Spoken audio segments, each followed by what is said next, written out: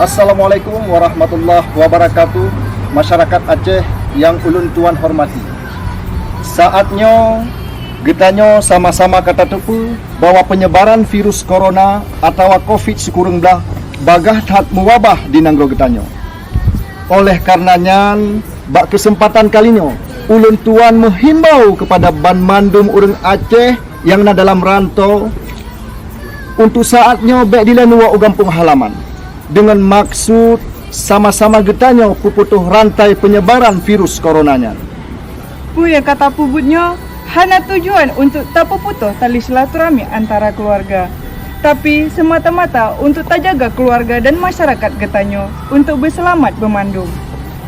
Dan dengan cara tak ikuti program pemerintah dan maklumat yang kala petebit le Kapolri, di antaranya Bek tak pegat kegiatan sosial kemasyarakatan yang dapat mengkumpul orang ramai baik di tempat umum atau bak lingkungan getanyo.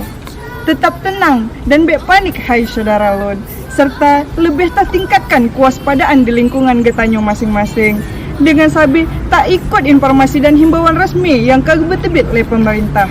Menyo dalam keadaan mendesak dan hanya tak elak le dalam kegiatannya, maka tetap tak jaga jarak dan tak ikuti prosedur pemerintah terkait penyebaran virus coronanya.